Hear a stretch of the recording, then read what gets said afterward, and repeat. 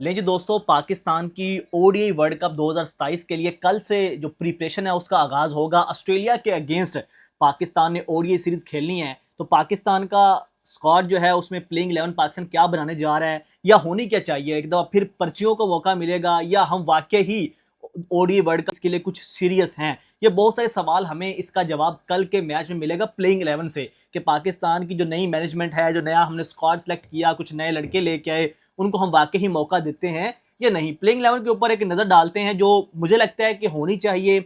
और मैं ये भी बताऊंगा कि ये किसकी तरफ इनका झुकाव होगा, और वही चीज़ें जो है वो एक कहते हैं ना कि नाव के अंदर जो है वो एक कश्ती के अंदर वो सुराख होगा जो पाकिस्तान को 2027 के वर्ल्ड कप में एक दफा फिर नुकसान पहुंचा सकता है। तो पाकिस्तान के स्क्वाड में इस वक्त 3 ओपनर हैं, जिसमें से 2 सेलेक्ट करने हैं डेफिनेटली। साबदा फरहान है, इसके अलावा माँ सदाकत हैं और शामिल हुसैन है, जिनको दोबारा मौका दिया गया। बांग्लादेश के अगेंस्ट वो परफॉर्म नहीं कर सके, लेकिन अब जो है वो चूंकि अब बाबर आजम भी वापस आ चुके हैं और पाकिस्तान का जो स्क्वाड है थोड़ा सा मतलब इसमें सीनियर भी हैं, नए लड़के भी 2-4 हैं। और अगर ऑस्ट्रेलिया की बात करें तो उसमें आपको पता है कि वो मतलब कि फुल स्क्वाड उनका है, तो फुल स्क्वाड ही है। वो पाकिस्तान के अगेंस्ट इसी तरह का स्क्वाड भेजते हैं और हमसे यहाँ से जीत के चले जाते हैं, लेकिन लास्ट 2 सीरीज पाकिस्तान जीता हुआ है। ओवरऑल जो है वो ऑस्ट्रेलिया का पलड़ा पाकिस्तान के अगेंस्ट भारी है ओडीआई के अंदर। अब देखते हैं पाकिस्तान की प्लेइंग 11 क्या होनी चाहिए और ये बनाएंगे क्या, ये किसको खिलाने जा रहे हैं। तो पहले नंबर पे साबजा फरहान, दूसरे नंबर के ऊपर मास सदाकत, तो ये दोनों खेल सकते हैं। शामिल हुसैन बैकअप आपके जो है वो ओपनर होंगे और स्क्वाड के अंदर शामिल है, लेकिन मास सदाकत का आपको पता है कि वो थोड़ा सा यंग है, मतलब ज़बरदस्त प्लेयर है। उसके आप बॉलिंग की ऑप्शन आप पाकिस्तान को देगा, क्योंकि पता है कि माइक हसन जो है वो हमेशा कोशिश करते हैं कि जो ऑलराउंडर हैं उनको टीम के अंदर शामिल किया जाए।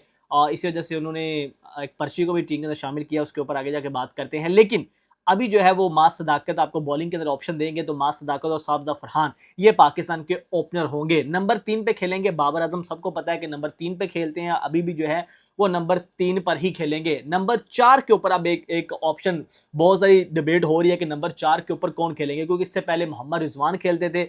अब मोहम्मद रिजवान इस ओडीआई टीम से ड्रॉप हैं, तो अब आपके पास है गाजी गोरी और इसके अलावा रोहेल नज़ीर। और अभी नंबर 4 पे सलमान लेगा को प्रमोट करके ऊपर लेके आ जाता है या उनको उसी नंबर पे खिला जाता है, क्योंकि मोहम्मद रिजवान हमेशा से कहते थे मैंने नंबर 4 पे खेलना है।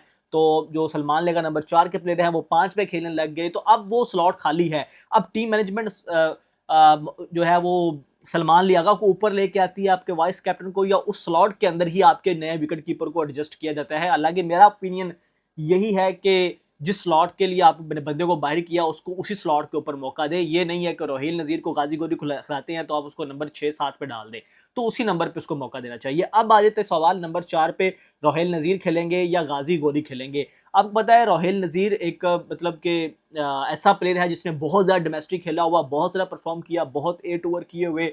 पाकिस्तान उसको एक लॉन्ग टर्म के लिए देख रहा था, लेकिन आपको पता है हमेशा की तरह हमारा ये होता है कि प्लेयर को 2 मैचेस खिलाए उसके बाद बाहर कर दिया। एक नया प्लेयर आता है उसका हम बड़ी हाइप क्रिएट करते हैं कि ये फलां आ गया फलां आ गया, उसके बाद वो मंजर आम से गायब हो जाता है। तो अभी भी पाकिस्तान के पास ऐसे ही कुछ है कि गाजी गोरी है और रोहेल नज़ीर है। तो गाजी गोरी आपको पता है बांग्लादेश में खेले थे, लास्ट मैच के अंदर उन्होंने किस तरह से 4-5 शॉट्स लगाए थे। एक मतलब कि छोटी सी इनिंग्स खेली थी, लेकिन उनके अंदर थोड़ा सा पोटेंशियल नजर आया था लोगों को।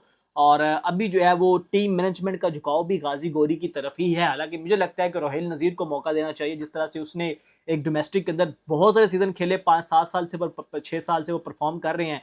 तो आपका डोमेस्टिक खेल रहे हैं, पिछले 4 साल तो मुझे हो गए उनको देखते हुए कि वो मुसलसल खेलते हैं, तो उनको मौका देना चाहिए। उन्होंने एक कंटिन्यूसली मतलब कि वहाँ पे रन किए हुए हैं। तो लेकिन मैनेजमेंट जो है वो गाजी गोरी की तरफ जाएगी। तो नंबर 5 पे गाजी गोरी आ रहे हैं, नंबर 6 के ऊपर नंबर 4 पे गाजी गोरी, नंबर 5 के ऊपर आपके vice captain captain Salman Ali Agha खेलेंगे। और उसके बाद जो है वो नंबर 6 के ऊपर आपके पास स्लॉट आती है एक हार्ड हिटर अब्दुल समद की। अब्दुल समद अब चूंकि देखने में तो यही है कि वो T20 का प्लेयर है, लेकिन इस दफ़ा उसने अच्छा पीएसएल खेला है। उसने मतलब एक उसके अंदर नज़र आया कि यार ये गेम को चला भी सकता है। तो अब्दुल समाद इस तरह का प्लेयर आपके पास होना भी चाहिए, जो कम अज़ कम हम भी कह सके यार हमारे पास कोई ऐसा बैटर है जो वक्त आने पे आपको छक्का मार के दे सकता है। तो अब्दुल समाद नंबर 6 पे। अब आते हैं नंबर 7 पे ऑलराउंडर की बारी। अब नंबर 7 की जो स्लॉट है उसके ऊपर पहले ही डाका मारा जा चुका है। अब वो डाके के बाद अभी प्लेइंग 11 के अंदर भी डाका डालती है टीम मैनेजमेंट, ये अभी देखना है। क्योंकि अगर देखा जाए तो शादाब खान को जब टीम के अंदर सेलेक्ट किया गया ऑलराउंडर, तो किस बुनियाद के ऊपर किया गया, किस परफॉर्मेंस के ऊपर किया गया, ये अभी तक किसी को नहीं पता। इवन जो पाकिस्तान के क्रिकेटर्स हैं उन्होंने शोर मचाया। आप खुशदिल शाह की बात कर ले या मेहरान मुमताज की बात करें, उन्होंने ट्वीट कर दिया, मतलब कि एक टाउट कर रहे थे कि शादाब खान कैसे टीम के अंदर सेलेक्ट हो गया, ये कौन सी टीम मैनेजमेंट है, शादाब के अंदर क्या नजर आता है। 2023 के वर्ल्ड कप के बाद उन्होंने कोई मैच नहीं खेला, लेकिन उनको टीम के अंदर सेलेक्ट कर लिया गया। अब नंबर 7 के ऊपर शादाब खान आते हैं एज ऑलराउंडर, या इरफात मिनाज खेलते हैं, क्योंकि मुझे लगता है कि इरफात मिनाज को चांस देना चाहिए। पिछले सीजन के अंदर जिस तरह से उसने इनिंग्स खेली है, लंबा खेला है और अच्छी अच्छी 50s भी बनाई है, उसने आउट भी किए हैं। तो अरफात मिनहाज आपको पता है T20 के अंदर भी बड़े खास किस्म के स्पेशलिस्ट आपके पास है, और उसका बैट भी तगड़ा है, मतलब कि वो लेफ्ट आर्म है और अच्छी हिटर भी मारते हैं, और अच्छे आपके ऑलराउंडर फ्यूचर के लिए साबित हो सकते हैं। आप चले हुए कारतूसों को दोबारा मौका नहीं देना चाहिए। 2023 के वर्ल्ड कप में भी इन्होंने, शादाब ने ऐसे किया, उसके बाद एशिया कप में ऐसे किया, चैंपियंस ट्रॉफी किसी की बात ले लें, वो चैंपियंस ट्रॉफी में तो नहीं, अभी जो पिछले 23 का वर्ल्ड कप है, एशिया कप, और फिर जितने भी ये हमेशा से वो फ्लॉप होते हुए आ रहे हैं। तो मुझे लगता है कि इरफात मिनहास को मौका देना चाहिए, लेकिन शादाब खान के साथ जाएगी टीम मैनेजमेंट। बहुत हुआ तो 2 मैच जब हार गए तो तीसरे मैच के इरफात मिनहास को शायद मौका दे दे। तो ये है, मुझे लगता है कि 7 के ऊपर ये जो है वो शादाब के साथ जाएंगे, हालांकि जाना इरफात मिनहास के साथ है चाहिए।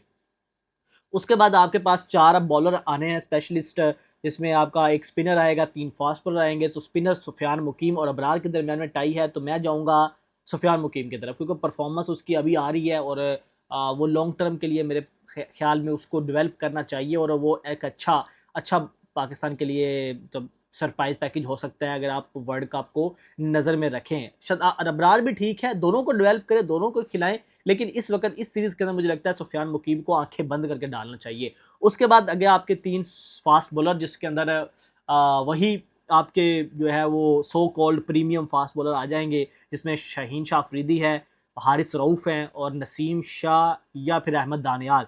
तो ये पाकिस्तान के 4 बॉलर हैं, जिसमें से 3 खेलेंगे। तो अभी इनके अंदर ही हमारे पास ऑप्शन है, तो शाहीन शाह अफरीदी आएंगे, हारिस रऊफ़ आएंगे, ऑस्ट्रेलिया के अगेंस्ट ऑस्ट्रेलिया में अच्छा परफॉर्म करते हैं। नंबर 3 पे आपके अहमद दानियाल या नसीम शाह। तो अब नसीम शाह को चांस देते हैं या अहमद दानियाल को, तो मुझे लगता है अहमद दानियाल को खिलाना चाहिए, क्योंकि अगर आपने उसको शामिल किया, उसके पास पेस है, तो आपको पेस लाजमी चाहिए।